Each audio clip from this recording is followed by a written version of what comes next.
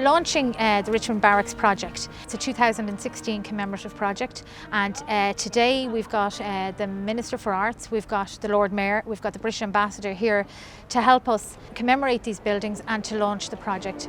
And this marks the launch of that project, and there's going to be many events between here and 2016, and hopefully before the big events the whole place will be fully restored.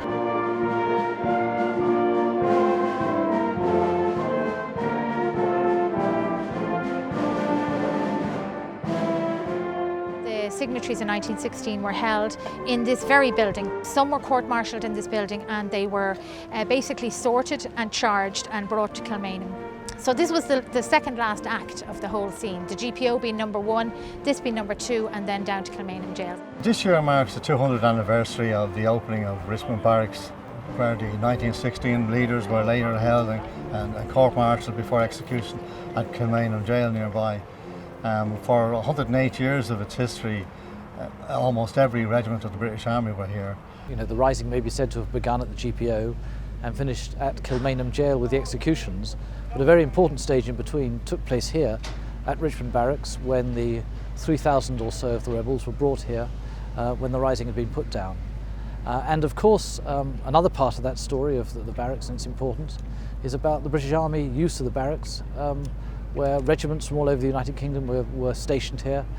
So it's a good example, I think, of the complexity and richness of Irish history, this building, and it's wonderful that the money has been pledged now to renovate this area in this building and bring back that history and heritage for the Irish people. This week, the competition for the redesign of these buildings, the conservation of them, the restoration of them is happening as well. So it's a great day. So we're really just getting the neighbours in to celebrate and to launch the project. The doors will close for a year, and in 2016 they'll open. On any one of 5 days in May in 1916, you could have been here and you could have heard in the dawn the shattering sound of 12 rifles, once, twice, 3 times or 4 times, as the executions of 14 men were conducted up in Kilmainham Jail, just up the road. 3 brothers, my granduncles Joseph, George and Jack Plunkett, were here, as were their parents, Count and Countess Plunkett, all in those weeks of 1916. And Honor, your account has been very touching and very real, and it is the human dimension that helps us understand these times. We can and should be proud of the progress that we have made in the century since those events. We have also developed a full programme of commemorative events and major capital projects to do justice to our history. The development of Richmond Barracks as a facility for the local community and for tourist visitors to experience is an important part of that plan.